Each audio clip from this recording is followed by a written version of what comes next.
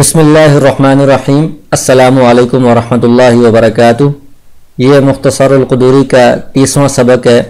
اس سبق میں آپ کتاب البیوع شروع کریں گے۔ اس سے پہلے جو آپ نے مختلف ابواب پڑھے ہیں ان کا تعلق عبادات کے ساتھ تھا، یعنی کتاب الطہارت، کتاب الصلاۃ، کتاب الزکوٰۃ، کتاب الصوم، کتاب الحج وغیرہ، تو وہ ساری عبادات تھیں۔ یہاں سے آگے معاملات کے ابواب شروع ہو رہے ہیں کہ ہمارا جو لوگوں کے ساتھ لین دین ہوتا ہے، لوگوں کے ساتھ جو تجارت ہوتی ہے، خرید و فروخت ہے، اور دیگر جو ہمارے معاملات ہوتے ہیں ان کے اندر شریعت کے کیا احکام ہیں وہ یہاں سے بیان کرنے شروع کریں گے۔ تو چونکہ یہ اہم باب ہے اس لیے اس کو شروع کرنے سے پہلے اس کی لغوی اور اصطلاحی تعریف اور اس کے کچھ بنیادی اصول اور قواعد جاننے ضروری ہیں تاکہ آگے اس باب کو پڑھنے کے دوران ہمیں مسائل کو سمجھنے میں آسانی رہے۔ تو یہ کتاب البیوع ہے۔ بیوع یہ بیع کی جمع ہے۔ بیع یہ مصدر ہے اور اسی سے باع یبیع فعل نکلتا ہے جو آپ پڑھتے ہیں۔ تو بیع کا لغوی معنی کیا ہے؟ اس کا لغوی معنی ہے مبادلۃ شیء بشیء، کہ کسی ایک چیز کا دوسری چیز کے ساتھ تبادلہ کرنا، ایک چیز کو دوسری چیز کے بدلے میں لینا دینا، اس کو بیع کہا جاتا ہے۔ یہ اس کا لغوی معنی ہے۔ اور اصطلاحی معنی یعنی شریعت کی روشنی میں بیع کسے کہا جاتا ہے؟ اصطلاحی تعریف اس کی ہے مبادلۃ المال بالمال بالتراضی، کہ مال کا مال کے بدلے میں تبادلہ کرنا، مال کو مال کے بدلے میں لین دین کرنا، بالتراضی دونوں طرف سے رضامندی کے ساتھ۔ تو اس میں دونوں چیزیں ان کا مال ہونا ضروری ہے اور جو دونوں بندے آپس میں لین دین کر رہے ہیں ان کی رضامندی بھی ضروری ہے۔ تو جس میں مال نہیں ہوگا جیسے مردار، خنزیر وغیرہ، تو اس کو بیچنے میں یا خریدنے میں اس کو بیع نہیں کہا جائے گا شریعت کی روشنی میں۔ اسی طرح اگر رضامندی کے ساتھ بیع نہیں ہو رہی تو اس کو بھی بیع نہیں کہا جائے گا۔ شریعت کی روشنی میں اس کی تعریف یہ ہے مبادلۃ المال بالمال بالتراضی۔ اب آگے اس پوری کتاب میں یعنی اس کے مختلف جو ابواب ہیں ان میں کچھ اصطلاحات استعمال ہوں گی، کچھ الفاظ استعمال ہوں گے، پہلے ان کا جاننا ضروری ہے۔ ایک لفظ استعمال ہوگا بائع، تو جیسے آپ کو معلوم ہے کہ بیع کا جو مصدر ہے، لفظ ہے، اس سے باع یبیع یہ فعل نکلتا ہے اور اس سے جو اسم فاعل بنتا ہے بائع، تو بائع یہ اسم فاعل ہے اور اس کا معنی ہے بیچنے والا۔ تو آگے جتنے احکام آئیں گے اس میں جو بیچنے والا ہوگا اس کو بائع کہا جائے گا۔ اور یہ مشتری، اشترا یشتری کا مطلب ہوتا ہے خریدنا، اس سے مشتری یہ اسم فاعل ہے، اس کا مطلب ہے خریدنے والا۔ تو آگے جو احکام مسائل بیان ہوں گے اس میں خریدنے والے کو مشتری کہا جائے گا۔ پھر ایک لفظ ہے مبیع، یہ اسم مفعول کا لفظ ہے، جس چیز کو بیچا جائے، یعنی جو چیز بیچی جا رہی ہے، کپڑا بیچا جا رہا ہے، گندم بیچی جا رہی ہے، اس کو مبیع کہا جائے گا۔ آگے یہی لفظ استعمال ہوگا۔ اور ایک لفظ استعمال ہوگا سمن۔ سمن سے مراد قیمت ہے، یعنی جو قیمت دے کر آپ کپڑا خرید رہے ہیں، گندم خرید رہے ہیں، کوئی بھی چیز خرید رہے ہیں، اس قیمت کو سمن کہا جائے گا۔ وہ درہم بھی ہو سکتے ہیں، دینار بھی ہو سکتے ہیں، روپے بھی ہو سکتے ہیں، ڈالر بھی ہو سکتے ہیں، کوئی بھی چیز ہو سکتی ہے وہ۔ پھر اس کے بعد آگے آپ کتاب کے شروع میں پڑھیں گے کہ بیع ایجاب اور قبول سے منعقد ہوتی ہے۔ تو ایجاب اور قبول کسے کہتے ہیں؟ تو بائع اور مشتری یعنی جو بیچنے والا ہے اور خریدنے والا ہے یہ آپس میں بات چیت کرتے ہیں، خرید و فروخت کرتے ہیں، تو ان میں سے جو پہلے بات کرے اس کی بات کو ایجاب کہا جاتا ہے، اور جو دوسرا آگے سے اس کی بات کو قبول کرے گا تو دوسرے کی جو بات ہے اس کو قبول کہا جاتا ہے۔ مثلا ایک جو بیچنے والا ہے وہ شروع میں کہتا ہے بیعتو، کہ میں یہ چیز بیچ رہا ہوں، تو اس کا یہ شروع میں کہنا کہ میں یہ چیز بیچتا ہوں یہ ایجاب ہو جائے گا۔ اور خریدنے والا آگے سے کہے گا ٹھیک ہے میں اس کو خریدتا ہوں، تو خریدنے والے نے اس کو قبول کر لیا ہے۔ یا اس سے الٹ بھی ہو سکتا ہے کہ خریدنے والا پہلے کہے کہ تمہارے پاس یہ جو چیز ہے اس کو میں خریدنا چاہتا ہوں، تو اس کا یہ جو خریدنے والے کا پہلا جو کلام ہے، جملہ ہے، یہ ایجاب بن جائے گا، اور بیچنے والا بعد میں کہے کہ ٹھیک ہے میں بیچتا ہوں، یہ قبول بن جائے گا۔ تو ان میں سے جو بھی پہلے بات کرے گا وہ ایجاب ہے، دوسرا آگے سے اس پر رضامندی کا اظہار کرے گا تو یہ قبول ہو جائے گا۔ اس کے بعد کچھ قواعد ہیں جو کتاب البیوع میں آگے آئیں گے، خاص طور پر جو آج کا سبق ہے اس میں، تو ان کی روشنی میں سبق کو سمجھنا آسان ہوگا، اس لیے پہلے آپ ان کو دیکھ لیں۔ ایک قاعدہ یہ ہے کہ بیع کے اندر، یعنی جو خرید و فروخت ہوتی ہے، تجارت ہوتی ہے، اس میں ایسی جہالت، یعنی کوئی چیز مجہول ہو، اس کی مکمل تفصیل معلوم نہ ہو، جو مفضی الی النزاع ہو، ایسی جہالت جو جھگڑے تک لے جانے والی ہو، جھگڑے کا سبب بنتی ہو، ایسی جہالت بیع کو فاسد کر دیتی ہے۔ یعنی اگر ایسی جہالت ہے جس سے بعد میں جھگڑے کا خدشہ ہے تو یہ بیع فاسد ہو جاتی ہے، بیع جائز نہیں ہوتی۔ اس جہالت کو ختم کرنا، ساری معلومات حاصل کرنا ضروری ہو جاتا ہے۔ دوسرا قاعدہ یہ ہے کہ گندم یا اس طرح کی جو چیزیں ہیں، غلہ وغیرہ، اس میں جو پیمانہ ہوگا، مثلا 1 کلو کے حساب سے ہے، کفیز کے حساب سے ہے، تو اس میں ہر کلو یا ہر کفیز وہ اصل ہے، تو جتنے کفیز یا کلو کم یا زیادہ ہوں گے اس کی وجہ سے اصل کی کمی بیشی ہو رہی ہے، تو لہٰذا اصل کے مقابلے میں قیمت ہوتی ہے، تو اس کے مقابلے میں قیمت کی بھی کمی بیشی ہوگی۔ یعنی اگر 100 کلو گندم ہے 100 درہم کی، تو اگر 90 کلو گندم ہوگی تو قیمت بھی 90 درہم ہو جائے گی، اور اگر 110 کلو گندم ہے تو قیمت بھی 110 کلو ہو جائے گی، 110 درہم ہو جائے گی۔ تو یہ چونکہ اصل ہے تو اصل کی کمی بیشی کی وجہ سے قیمت میں کمی بیشی ہوتی ہے۔ جبکہ کپڑا جو ہے اس کے اندر زرا یعنی گز، یہ وصف ہے، اصل نہیں ہے، تو وصف جو ہوتا ہے اس کی کمی بیشی کی وجہ سے قیمت میں کمی بیشی نہیں ہوتی، یعنی اس کے مقابلے میں کوئی قیمت مقرر نہیں ہوتی۔ تو لہٰذا اگر کپڑے کے اندر ایک ذرا کم ہے یا ایک زیادہ ہے، اس کی وجہ سے قیمت میں کمی یا زیادتی نہیں ہوگی۔ اس کی مزید تفصیل آپ سبق میں سمجھ لیں گے۔ پھر ایک قاعدہ یہ ہے کہ ایسی چیز جو مبیع کے ساتھ متصل ہو، یعنی جس چیز کو بیچا جا رہا ہے اس کے ساتھ وہ چیز متصل ہے، جڑی ہوئی ہے، اور اس طرح کی اس کو اس کے ساتھ برقرار رکھنے کے لیے لگایا جاتا ہے، یعنی اس کو کوئی وقت مقرر نہیں ہے کہ فلاں وقت اس کو کاٹ دیا جائے گا یا الگ کر دیا جائے گا، تو ایسی چیز بغیر ذکر کے بھی، یعنی اس کا نام نہیں لیا تب بھی وہ اس مبیع کے ساتھ ہی بیچنے میں شامل ہوگی، بیع میں شامل ہوگی۔ جیسے درخت ہیں، کوئی زمین بیچ رہا ہے تو اس زمین کے اندر جو درخت لگے ہوئے ہیں وہ اس کے ساتھ متصل ہیں اور وہ برقرار رکھنے کے لیے یعنی لگائے جاتے ہیں، کوئی وقت نہیں ہوتا کہ فلاں وقت میں ان کو ہم کاٹ دیں گے، تو لہٰذا درختوں کا ذکر نہیں بھی کیا تب بھی وہ زمین میں شامل ہوں گے۔ لیکن اگر ایسی چیز ہے جو مبیع کے ساتھ متصل تو ہے لیکن وہ ہمیشہ کے لیے نہیں رکھی جاتی، بلکہ اس کا کوئی وقت مقرر ہوتا ہے کہ فلاں وقت میں اس کو کاٹ دیا جائے گا، جیسے فصل ہے، کچھ عرصے کے بعد اس کو کاٹ دیا جاتا ہے، یا پھل ہیں ان کو درختوں سے اتار لیا جاتا ہے، تو جب تک ان کا نام نہیں لیں گے یہ خود بخود بیع میں شامل نہیں ہوں گی۔ کوئی درخت بیچ رہا ہے تو پھل خود بخود شامل نہیں ہوں گے اگر اس کا صراحتاً نام نہ لے لے۔ پھر ایک قاعدہ یہ ہے کہ بیع کے اندر، خرید و فروخت کے اندر ایسی شرط لگانا کہ جس کی وجہ سے بائع کو یا مشتری کو بیع کے علاوہ کوئی اور اضافی فائدہ حاصل ہو رہا ہو، اس شرط کی وجہ سے بھی بیع فاسد ہو جاتی ہے۔ مزید تفصیل آگے آ جائے گی۔ آخری قاعدہ یہ ہے کہ ثمن یعنی جو درہم، دنانیر یا سکے، نوٹ وغیرہ ہوتے ہیں، یہ متعین کرنے سے متعین نہیں ہوتے۔ یعنی کوئی بندہ اگر ایک نوٹ کسی کو دکھاتا ہے کہ یہ نوٹ میں تمہیں دوں گا، تم سے کپڑا خریدوں گا، اور بعد میں وہ نوٹ جیب میں ڈال کر دوسرا نوٹ نکال کر دے دے، تب بھی کوئی اس میں اختلاف نہیں ہوتا، سب خوشی سے لے لیتے ہیں، کیونکہ ایک نوٹ کا دوسرے نوٹ کے ساتھ کوئی فرق نہیں ہوتا، متعین نہیں ہوتے وہ۔ لیکن جو سامان ہوتا ہے، گندم ہے، کپڑا ہے، کوئی بھی چیز ہے، وہ متعین ہو جاتے ہیں۔ کسی نے ایک کپڑا پسند کیا کہ یہ کپڑا میں لوں گا، تو اب وہ بندہ اس کپڑے کو تبدیل کر کے دوسرا کپڑا نہیں دے سکتا، یہی والا کپڑا جو متعین ہے یہی اس کو دینا پڑے گا۔ تو یہ کچھ قواعد ہیں، ان کی روشنی میں آگے ہم سبق شروع کرتے ہیں۔ تو مصنف یہاں سے کتاب البیوع کو شروع کر رہے ہیں۔ بیوع یہ بیعن کی جمع ہے، تو چونکہ اس کی بہت ساری اقسام ہیں، خرید و فروخت کی اور تجارت کی، اور اس کے اندر بہت سارے احکام ہیں، تفاصیل ہیں، اس لیے جمع کا لفظ استعمال کیا ہے۔ آگے اس کی تفصیل آئے گی۔ البیع ینعقد بالایجاب والقبول، تو بیع کا لغوی اور اصطلاحی معنی آپ نے پڑھ لیا ہے، اب آگے اس کی ترتیب بتا رہے ہیں کہ یہ کس طرح منعقد ہوتی ہے۔ تو بیع ایجاب اور قبول سے منعقد ہوتی ہے۔ ایجاب اور قبول کا معنی بھی آپ نے پڑھ لیا ہے کہ ایک بندہ کہے گا کہ میں یہ چیز بیچنا چاہتا ہوں یا خریدنا چاہتا ہوں، دوسرا آگے سے قبول کرے گا۔ اذا کان بلفظ الماضی،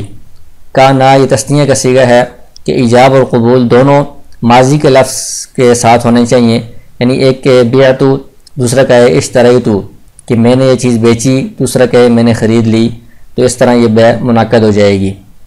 اور اگر وہ حال کا لفظ استعمال کرتے ہیں کہ میں بیچتا ہوں، میں خریدتا ہوں، تب بھی یہ بیع منعقد ہو جاتی ہے۔ یہاں پر انہوں نے ماضی کی قید اس لیے لگائی ہے کہ عربی زبان میں ایک ماضی ہوتا ہے، دوسرا مضارع، تو حال اور مستقبل کا الگ الگ صیغہ نہیں ہوتا، مضارع ہی ہوتا ہے۔ تو مضارع کے اندر چونکہ مستقبل والا بھی احتمال ہوتا ہے کہ آئندہ بیچوں گا یا آئندہ خریدوں گا، تو مستقبل میں کوئی بندہ اس طرح کہتا ہے تو وہ بیع نہیں ہوتی بلکہ بیع کا وعدہ ہوتا ہے۔ تو اس لیے اس مضارع کے لفظ کو نکالنے کے لیے انہوں نے ماضی کے لفظ کی قید لگائی ہے۔ تو اس لیے اگر کوئی دوسری زبان میں حال کے معنی میں بھی اگر وہ ایجاب و قبول کرتا ہے تب بھی وہ بیع منعقد ہو جاتی ہے۔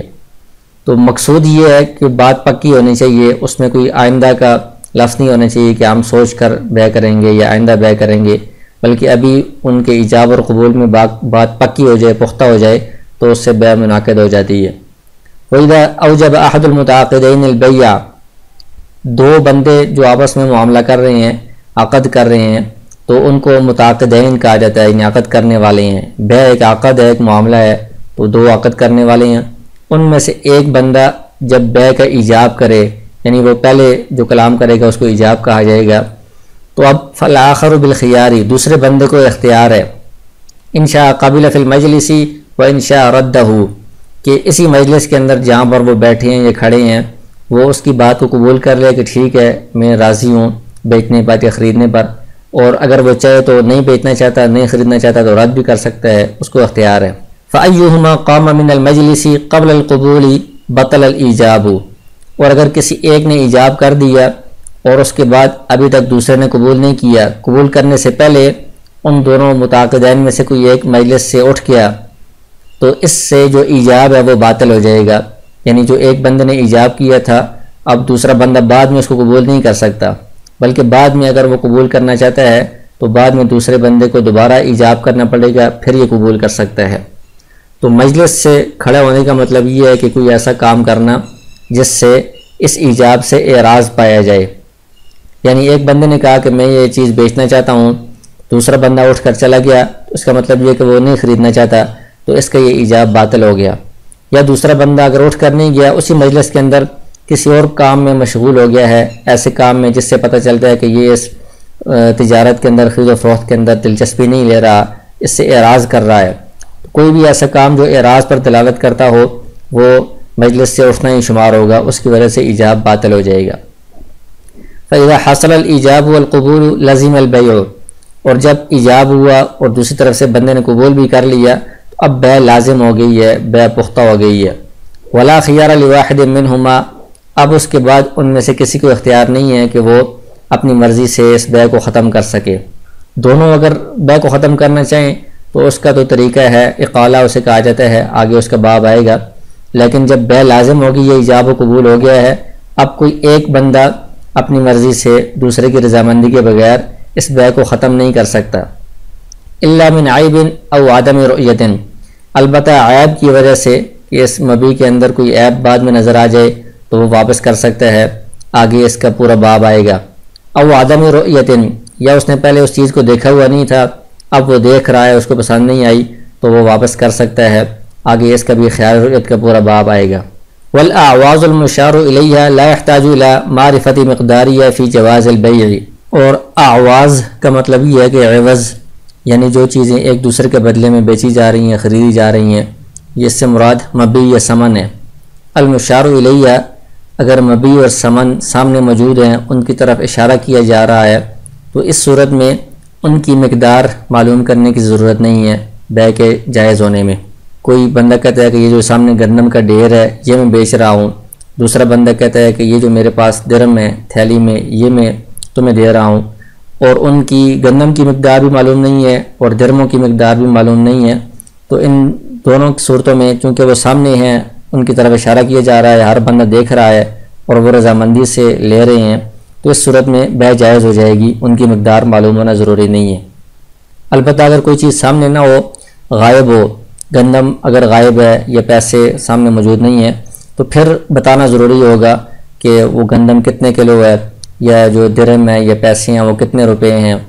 اور اس کی ساری کیفیت بتانی پڑے گی گندم کی کہ وہ کس طرح کی ہے، اس کی صفات کیا ہیں، تب بے درست ہوگی، بے جائز ہوگی۔ والاسمان المطلقۃ لا تصح الا ان تكون معروفۃ القدر والصفۃ۔ آگے کہتے ہیں کہ مطلق ثمن بیان کرنا کہ یہ کوئی چیز میں بیچ رہا ہوں اور اس کے بدلے میں اتنی قیمت، جو اس کی قیمت ہے اس کے بدلے میں، یا خریدنے والا کہتا ہے کہ تم سے یہ چیز میں لیتا ہوں اس کی جتنی بھی قیمت ہے اس قیمت کے بدلے میں، تو قیمت اس نے مطلق بتائی ہے، اس کی مقدار نہیں بتائی، تو اس طرح مطلق قیمت کے ساتھ یہ بے درست نہیں ہوگی جب تک کہ اس کی مقدار بھی نہ بیان کر دے اور صفت بھی نہ بیان کر دے۔ مقدار سے مراد یہ ہے کہ وہ درہم کے بارے میں بتائے کہ میں یہ 50 درہم کے بدلے میں چیز خریدنا چاہتا ہوں، اور صفت کا مطلب یہ ہے کہ درہموں کی بھی مختلف اقسام ہوتی تھیں، کچھ کے اندر کھوٹ زیادہ ہوتا تھا، کچھ کے اندر چاندی زیادہ ہوتی تھی، تو ان میں سے کون سی قسم والا درہم ہوگا اس کی صفت بھی بیان کرنا ضروری ہے، تب یہ بے درست ہوگی۔ وَيَجُوزُ الْبَيْعُ بِثَمَنٍ حَالٍ وَمُؤَجَّلٍ إِذَا كَانَ الْأَجَلُ مَعْلُومًا۔ آگے کہتے ہیں کہ کوئی چیز بندہ بیچتا ہے یا خریدتا ہے تو یہ بے جائز ہے نقد ثمن کے ساتھ بھی اور مؤجل ادار ثمن کے ساتھ بھی۔ کوئی بندہ کہتا ہے کہ میں ابھی پیسے دیتا ہوں تم مجھے یہ کپڑا دے دو، تو اس طرح بھی بے درست ہے۔ کوئی بندہ اس طرح کی ہے کہ آپ کپڑا ابھی مجھے دے دیں، پیسے میں 1 مہینے بعد دوں گا یا 1 سال بعد دوں گا، اس طرح بھی بے درست ہے۔ لیکن ادھار والی صورت میں اجل معلوماً، جو مدت ہے اس کی کتنے عرصے بعد دینی ہے یہ معلوم ہونی ضروری ہے کہ 1 مہینے بعد، 2 مہینے بعد، یہ 6 مہینے بعد، سال بعد متعین کرنا ضروری ہے۔ اگر متعین نہیں کریں گے تو پھر جھگڑا ہو جائے گا، تو اس جھگڑے کی وجہ سے پھر بے درست نہیں ہوگی، فاسد ہو جائے گی۔ ومن اطلق الثمن فی البیع، اور اگر کوئی بندہ کسی چیز کے بیچنے میں یا خریدنے میں ثمن کو مطلق رکھتا ہے، یعنی اس نے یہ نہیں بتایا کہ کون سی قسم والا ثمن، کان علی غالب نقد البلد، یعنی کوئی بندہ کہتا ہے کہ میں 10 کے بدلے میں لوں گا یہ کپڑا، تو 10 سے مراد کیا ہے، 10 درہم ہیں، 10 دینار ہیں، 10 روپے ہیں، 10 ڈالر ہیں، تو کہتے ہیں کہ اس شہر میں جو غالب نقدی ہے، جس کا زیادہ رواج ہے، جو زیادہ چلتی ہے، اس کے اوپر اس کا مدار ہوگا، یعنی وہ اس میں دینے پڑیں گے۔ اگر دینار زیادہ چلتی ہیں تو دینار دینے پڑیں گے، اگر ریال چلتے ہیں تو ریال دینے پڑیں گے، روپے چلتے ہیں تو روپے 10 دینے پڑیں گے۔ فَإِنْ كَانَتِ النُّقُودُ مُخْتَلِفَةً، اور اگر اس شہر کے اندر نقدی کرنسی کا رواج ہے وہ کسی ایک کا زیادہ نہیں ہے، سارے برابر ہی ہیں، سب برابر چلتے ہیں، ڈالر بھی چلتے ہیں، ریال بھی چلتے ہیں، روپے بھی چلتے ہیں سب، اور ان کی مالیت بھی مختلف ہے کہ جو 1 ڈالر ہے وہ 100 روپے کے بدلے میں ہے اور 1 ریال جو ہے وہ 40 روپے کے بدلے میں ہے مثال کے طور پر، تو ان کی مالیت مختلف ہے، تو اب 10 اس میں کون سے مراد ہوں گے؟ تو کہتے ہیں کہ چونکہ اس میں جہالت ہے اور اس میں جھگڑا بھی ہو سکتا ہے کہ ایک بندہ کہے گا کہ 10 سے میری مراد ریال تھے، دوسرا کہے گا نہیں 10 سے مراد ڈالر ہیں، تو اس صورت میں جہالت میں جھگڑے کا خطرہ ہے۔ فالبیع فاسد، تو یہ بیع فاسد ہے۔ الا ان یبین احدها، البتہ اگر اسی مجلس میں وہ بتا دے، بیان کر دے کہ ان میں سے کون سی نقدی مراد ہے، کہ 10 سے مراد 10 روپے ہیں، 10 ریال ہیں یا 10 ڈالر ہیں، کیا چیز ہے، پھر بیع درست ہو جائے گی۔ ويجوز بيع الطعام والحبوب كلها مكايلة ومجازفة، کہ کوئی بندہ گندم یا جو وغیرہ یا غلہ میں سے کوئی بھی چیز ہے اس کو بیچنا چاہتا ہے، مکایلتاً یعنی کیل کر کے بیچنا چاہتا ہے تب بھی یہ جائز ہے، مجازفتاً اندازے سے اٹکل سے بیچنا چاہتا ہے تب بھی یہ جائز ہے۔ یہ اس وقت ہے کہ جب اس گندم کو پیسوں کے بدلے میں یا کسی اور مخالف جنس کے بدلے میں خریدا جائے۔ اگر ایک طرف بھی گندم ہے دوسری طرف بھی گندم ہے تو اس میں پھر کمی زیادتی یا اندازے سے جائز نہیں ہوتا، آگے ربا والے باب میں اس کی تفصیل آئے گی۔ تو اگر ایک طرف الگ جنس ہے دوسری طرف الگ جنس ہے، مختلف چیزیں ہیں، ان کو آپس میں خریدا یا بیچا جا رہا ہے تو اس میں اندازے سے بھی بیچ سکتے ہیں، کیل کرنا تولنا ضروری نہیں ہے۔ وبی اناء بعینہ لا یعرف مقدارہ، کوئی برتن ہے متعین ہے سامنے پڑا ہوا ہے، اس کی مقدار معلوم نہیں ہے کہ اس میں کتنی گندم آتی ہے، لیکن وہ دونوں متفق ہو جاتے ہیں کہ اس برتن کے حساب سے تم مجھے 10 برتن گندم دے دو، تب یہ جائز ہے۔ او بوزن حجر بعینہ لا یعرف مقدارہ، یا کوئی متعین پتھر ہے اس کے اوپر وہ متفق ہو گئے ہیں کہ اس پتھر کے وزن کے برابر آپ نے مجھے گندم دینی ہے، اس پتھر کی مقدار معلوم نہیں ہے کہ یہ کتنے کلو والا پتھر ہے، تب بھی یہ جائز ہے۔ ومن باع صبرۃ طعام، آگے کچھ مزید مسائل بیان کر رہے ہیں کہ ایک بندہ ہے اس نے جو گندم پڑی ہوئی ہے وہاں پر اس کا ڈھیر ہے، اس نے کہا کہ یہ ڈھیر پورا میں بیچتا ہوں، کل قفیز بدرہم، اس میں سے ہر قفیز 1 درہم کے بدلے میں ہے، اور پورا ڈھیر کتنے کا فیس ہے یہ پتہ نہیں ہے، یہ معلوم نہیں ہے۔ جاز البیع فی قفیز واحد عند ابی حنیفہ رحمہ اللہ، تو امام ابو حنیفہ رحمہ اللہ فرماتے ہیں کہ صرف ایک قفیز کے اندر بیع جائز ہوگی، باقی پورے ڈھیر کے اندر بیع فاسد ہو جائے گی، جائز نہیں ہوگی۔ وبطل فی الباقی، باقی سارے کے اندر بیع باطل ہوگی، جائز نہیں ہوگی۔ الا ان یسمی جملۃ قفزانیہ، البتہ اگر وہ اسی مجلس میں یعنی ایجاب قبول کرتے وقت وہ پورا جو ڈھیر ہے اس میں کتنے قفیز ہیں وہ سارے بتا دے، تو پھر پورا جو ڈھیر ہے وہ معلوم ہو جائے گا، پھر اس پورے ڈھیر کی بیع درست ہوگی۔ جب تک اس نے پورے ڈھیر کی مقدار نہیں بتائی تب تک جو باقی ڈھیر ہے وہ مجہول ہے، اس لیے اس کی بیع درست نہیں ہوگی۔ صرف ایک قفیز معلوم ہے، ایک قفیز کی بیع درست ہو جائے گی۔ وقال ابو یوسف و محمد رحمہ اللہ یصح فی الوجہین، امام ابو یوسف اور امام محمد رحمہ اللہ فرماتے ہیں کہ دونوں صورتوں میں جائز ہے، اس نے پہلے نہیں بتایا بعد میں بتایا تب بھی یہ بیع درست ہو جائے گی، کیونکہ جس وقت وہ ایجاب و قبول کر رہے تھے اس وقت اگرچہ پورے ڈھیر کی مقدار معلوم نہیں تھی، صرف ایک قفیز معلوم تھا، لیکن چونکہ ابھی وہ جا تو نہیں رہے، ادھر ہی ہیں، تو تھوڑی دیر بعد ایجاب و قبول کرنے کے بعد ڈھیر ان کے سامنے ہی ہے، وہ سارے کی کو کیل کر لیں گے، وزن کر لیں گے، اس کی مقدار معلوم کر لیں گے، تو جہالت ختم ہو جائے گی، کوئی اختلاف نہیں ہوگا۔ تو اس میں فتویٰ صاحبین کے قول پر ہی ہے کہ ایجاب و قبول کے وقت پوری ڈھیر کی مقدار بتانا ضروری نہیں ہے، ایجاب و قبول کے وقت ڈھیر کی طرف اشارہ کر کے کہہ دیے کہ میں بیچتا ہوں، اور بعد میں وہاں پر دونوں نے اپنے سامنے اس کو کیل کر لیا، وزن کر لیا، مقدار معلوم ہوگی، کوئی جھگڑا نہیں ہوا، تو یہ بیع درست ہو جائے گی۔ ومن باع قطیع غنم کل شاۃ بدرہم، ایک بندے نے بکریوں کا ایک ریوڑ تھا وہ بیچ دیا اور کہا کہ اس کے اندر جو ہر بکری ہے وہ 1 درہم کے بدلے میں ہے،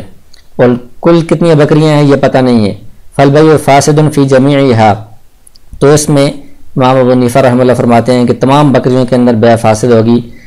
کیونکہ پچھلی صورت میں تو انہوں نے کہا تھا کہ ایک قفیز کے اندر گندم میں بیع درست ہو جائے گی،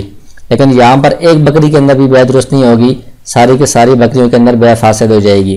اس کی وجہ یہ ہے کہ اگر ہم ایک بکری کے اندر جو معلوم ہے بیع کو ہم درست قرار دیتے ہیں، تو بکریوں میں تو چونکہ تفاوت ہوتا ہے، بہت فرق ہوتا ہے، تو ان میں سے کون سی بکری وہ مراد ہوگی جس میں بیع درست ہے؟ تو اس میں مشتری کہے گا کہ موٹی بکری مجھے دو، بھائی کہے گا کہ میں جو کمزور بکری ہے وہ دوں گا، تو اختلاف ہو جائے گا، جھگڑا ہو جائے گا۔ اسی طرح من باع ثوبا مزارعۃ کل ذراع بدرہم ولم یسمی جملۃ الذرعان، کہ ایک بندے نے کپڑا جو بڑا تھان تھا وہ ذرا کے حساب سے بیچا کہ اس کے اندر ہر ذرا وہ 1 درہم کے بدلے میں ہے، اور اس نے پورے کتنے ذرا ہیں، پورا تھان کتنے ذرا ہے، کتنے گز ہے، یہ نہیں بتایا، تو امام ابو حنیفہ رحمہ اللہ کے نزدیک ایک ذرا کے اندر بھی بیع درست نہیں ہوگی، سب کے اندر فاسد ہو جائے گی،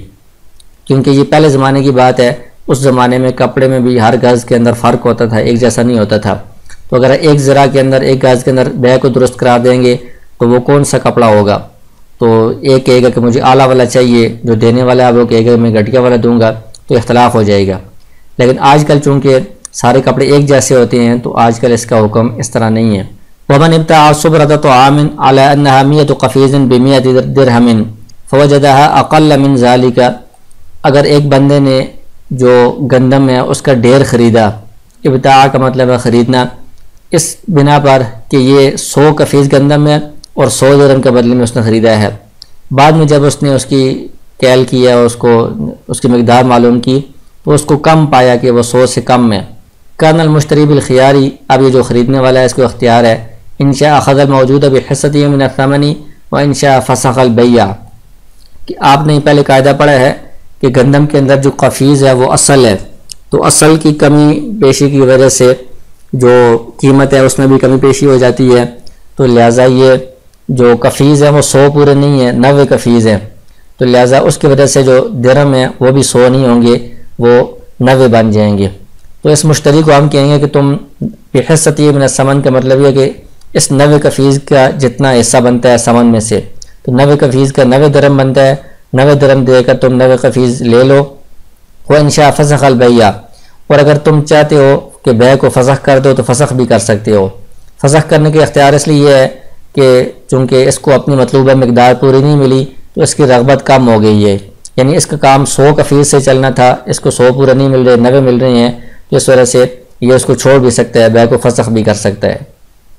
وَإِنْ وَجَدَهَا أَكْثَرَ مِنْ ذَلِكَ فَزِيَادَةُ لِلْبَائِعِ، اور اگر اس نے بعد میں جب اس کی مقدار معلوم کی تو 110 کفیز تھے، تو جو زیادہ ہیں 10 زیادہ وہ چونکہ اس نے نہیں خریدے، اس نے تو صرف 100 ہی خریدے ہیں، تو زیادہ جو ہے وہ بائے کے ہوں گے، وہ یہ بائے کو واپس کر دے گا۔ ومن اشترى ثوبا على انه 10 اذرع ب10 دراهم او ارضا على انها 100 ذراع ب100 درهم، ایک بندے نے کپڑا خریدا اس بنا پر کہ یہ 10 ذراع 10 گز کپڑا ہے، 10 درہم کے بدلے میں خریدا، یا اس نے زمین خریدی کہ یہ 100 ذراع ہے، 100 درہم کے بدلے میں اس نے خریدی، فوجدها اقل من ذلك، بعد میں معلوم ہوا کہ یہ کپڑا یا زمین یہ 10 ذراع سے کم ہے، یا زمین 100 ذراع سے 100 گز سے کم ہے، فالمشتری بالخیاری، تو اب مشتری کو ہم اختیار دیں گے، ان شاء اخذها بجملۃ الثمن، یا تو وہ پورے جتنے بھی پیسے بنتے ہیں وہ پورے پیسے دے کر یہ کم کپڑا یا کم زمین لے لے، وہ ان شاء ترکها، اور اگر چاہے تو وہ چھوڑ دے۔ چھوڑنے کا اختیار تو اس لیے ہے کہ جتنی مقدار اس کو چاہیے تھی اتنی پوری مقدار اس کو نہیں مل رہی، اس کی رغبت کم ہو رہی ہے، تو اس کو چھوڑنے کا اختیار ہے، اور اگر یہ لینا چاہتا ہے تو پورا ثمن دینا پڑے گا۔ اس کی وجہ وہی قاعدہ ہے جو آپ نے شروع میں پڑھا ہے کہ کپڑے کے اندر جو ذراع ہیں یہ وصف ہے، اصل نہیں ہے، تو ذراع کے کم یا زیادہ ہونے کی وجہ سے قیمت میں کمی یا زیادتی نہیں ہوگی۔ تو اگر 10 ذراع اس نے 10 درہم کے خریدے تھے اور بعد میں وہ 9 ذراع نکلے تو قیمت میں کمی نہیں آئے گی، قیمت پوری 10 درہم دے کر ہی 9 ذراع اس کو لینا پڑے گا۔ وَإِنْ وَجَدَهَا أَكْثَرَ مِنَ الذِّرَاعِ الَّذِي سَمَّاهُ فَهِيَ لِلْمُشْتَرِي وَلَا خِيَارَ لِلْبَائِعِ، اور اگر اس نے جو ذراع اس کو بتائے گئے تھے کہ 10 ذراع ہیں اس سے زیادہ پائے، 11 ذراع نکل آئے، تب بھی وہ جو 11واں زائد ذراع ہے وہ بھی مشتری کا ہی ہوگا انہی 10 درہم کے اندر ہی، اس میں بائع کا کوئی اختیار نہیں ہوگا کہ وہ زائد ذراع واپس لے، کیونکہ جس طرح ایک ذراع کے کم ہونے سے قیمت کم نہیں ہوتی، اس طرح ذراع کے زیادہ ہونے سے قیمت زیادہ بھی نہیں ہوتی، کیونکہ یہ وصف اس میں اضافہ ہو گیا ہے، وصف اس میں زائد ہو گیا ہے، تو اس میں 10 درہم کا ہی اس کو 11 ذراع کپڑا مل جائے گا، بائع اس کو واپس نہیں لے سکتا۔ وَإِنْ قَالَ بِعْتُكَهَا عَلَىٰ أَنَّهَا 100 ذِرَاعٍ ب100 درہم كُلُّ ذِرَاعٍ بِدِرْهَمٍ، یہ اوپر تو مسئلہ تھا کہ 10 ذراع کپڑے کو 10 درہم کے بدلے میں بیچا ہے، یا 100 ذراع زمین کو 100 درہم کے بدلے میں بیچا ہے، اس میں سے ہر ذراع کی الگ الگ قیمت نہیں بتائی بلکہ کل کی قیمت بتائی تھی، تو اس میں حکم یہی تھا کہ ذراع کے کم یا زیادہ ہونے سے وہ قیمت میں کمی یا زیادتی نہیں ہو رہی۔ لیکن اگر اس کے علاوہ ایک اور مسئلہ ہے کہ جس میں اس نے پورے جو 100 ذراع ہے ان کی قیمت بھی بتائی ہے کہ 100 درہم ہے، لیکن ساتھ ساتھ ہر ذراع کی الگ الگ اس نے قیمت بتا دی ہے، کل ذراع بدرہم، کہ ہر ذراع 1 درہم کے بدلے میں ہے، تو اب چونکہ اس نے ہر ذراع کی الگ قیمت بتا دی ہے، اب ہر ذراع یہ مستقل ایک کپڑا بن گیا ہے اور یہ خود یہ اصل بن گیا ہے، اب جتنے ذراع ہوں گے اتنے ہی درہم بھی ہوں گے، اگر ذراع کم ہے تو درہم بھی کم ہوں گے، ذراع زیادہ ہیں تو درہم بھی زیادہ ہوں گے۔ فوجدها ناقصۃ، اس صورت میں اگر اس نے 100 ذراع کے بجائے کم پائے، 90 ذراع پائے، فهو بالخيار، تو اس کو اختیار ہوگا، ان شاء اخذها بحصتها من الثمن، کہ وہ 90 درہم دے کر 90 ذراع لے لے، وان شاء ترکها، اور اگر 90 ذراع سے اس کا کام نہیں بنتا، اس کو 100 پورے چاہیے تھے، تو وہ اس بیع کو ختم بھی کر سکتا ہے، اس کو چھوڑ بھی سکتا ہے۔ وان وجدها زائدة كان المشتري بالخيار، اور اگر یہ زیادہ پاتا ہے، یعنی 100 ذراع کے بجائے 110 ذراع اس کو مل گئے ہیں، تو اب مشتری کو اختیار ہے، ان شاء اخذ الجميع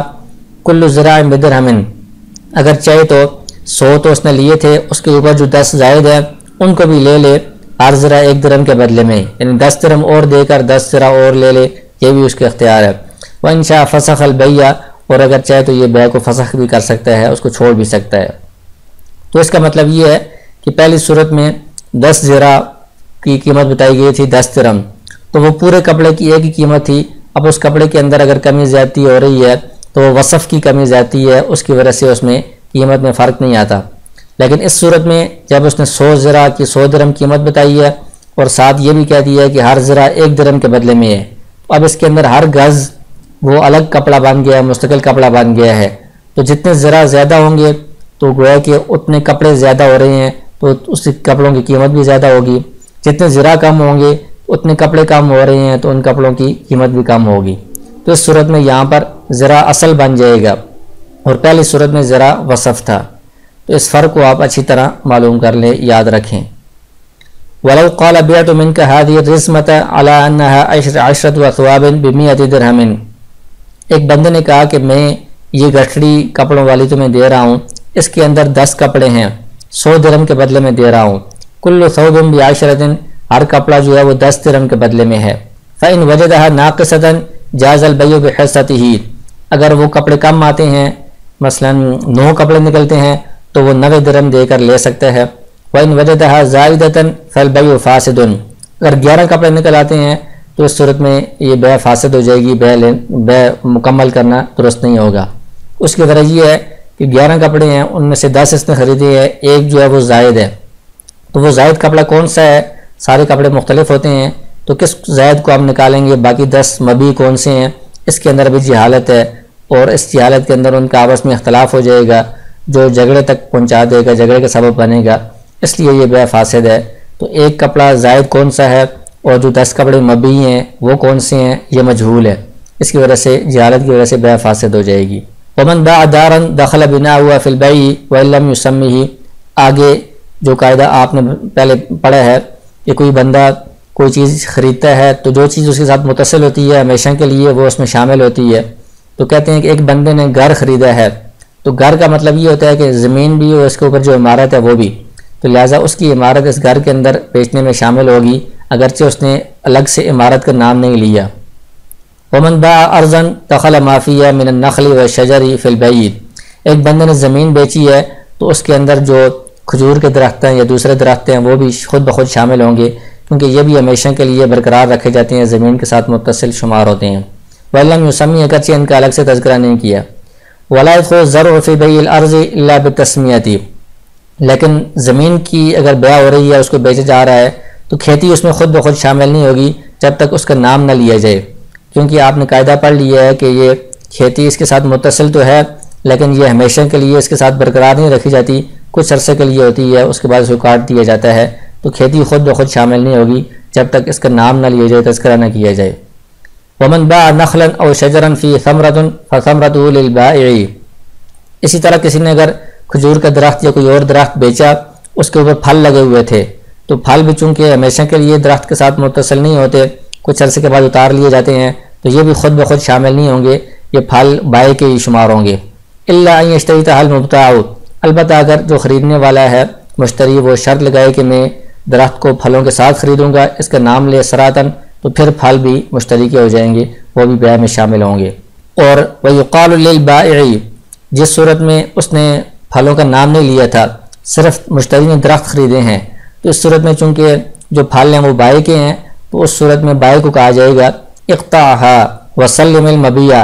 کہ جو پھل تمہارے اس مشتری کے درختوں کے اوپر لگے ہوئے ہیں یہ پھل تم توڑ لو، اتار لو، اور جو درخت ہیں وہ چونکہ تم نے بیچ دیے ہیں، وہ درخت مبی ہیں، تو اس مبی کو تم خالی کر کے اس مشتری کے حوالے کر دو۔ ومن باع ثمرة لم يبدو صلاحها او قد بدا جاز البيع،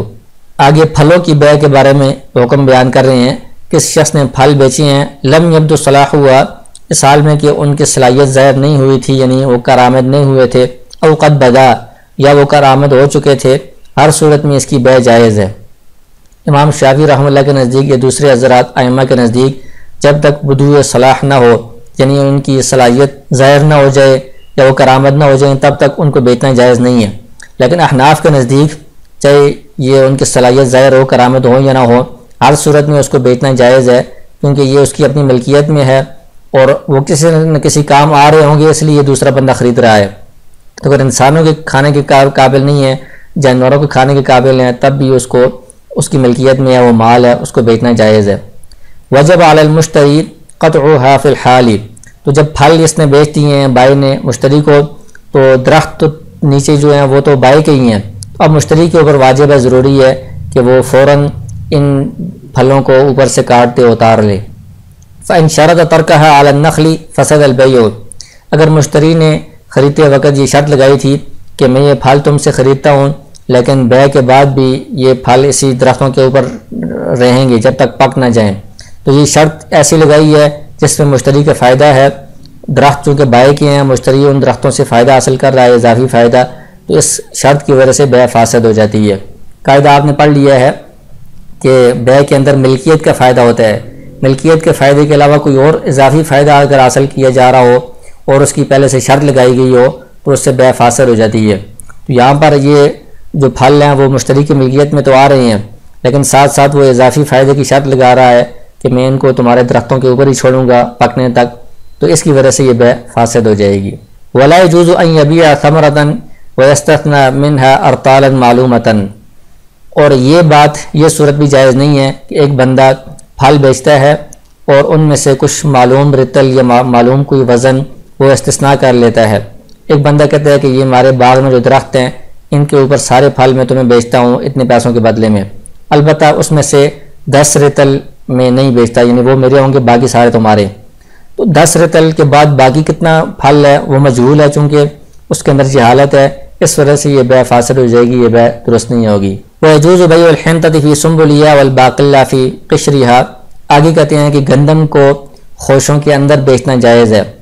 اور جو لوبیا ہے اس کو اس کے چھلکے کے اندر بیچنا جائز ہے۔ تو یہ جو غلہ اناج وغیرہ ہے جس کے اوپر چھلکا ہوتا ہے، تو اگرچہ اس کے اندر وہ پوری طرح دکھائی نہیں دے رہا گندم یا لوبیا وغیرہ، لیکن چھلکا جو ہوتا ہے وہ معمولی ہوتا ہے، تو اس کے اندر جہالت اس طرح کی نہیں ہے جس سے جھگڑا ہوتا ہو۔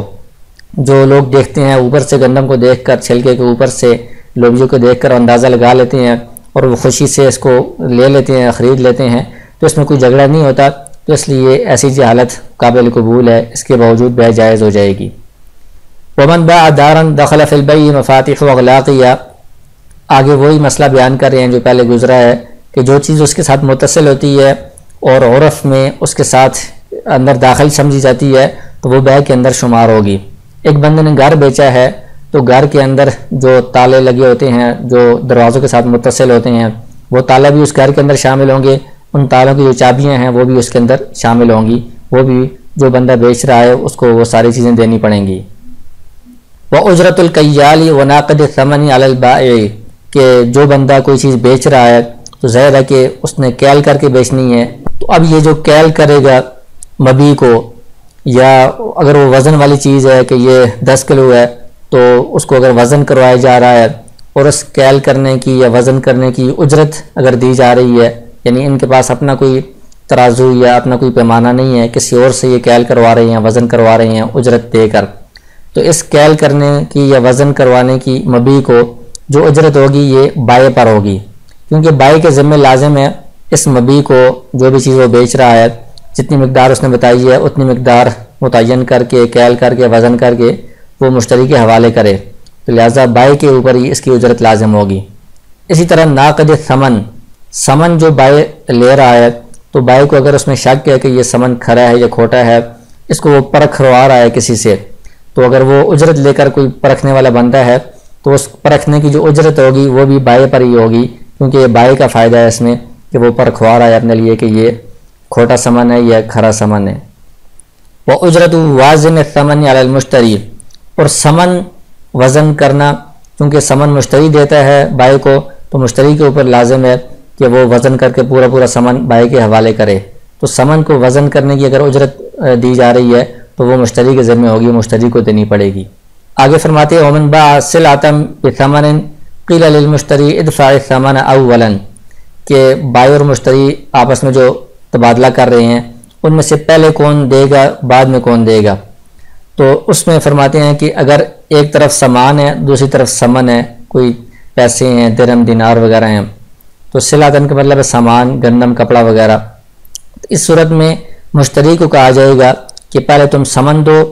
فَإِذَا دَفَعَ، جب وہ ثمن دے دے گا، قِيلَ لِلْبَائِعِ سَلِّمِ الْمَبِيعَ، پھر بائع کو کہا جائے گا کہ اب تم مبیع سپرد کرو۔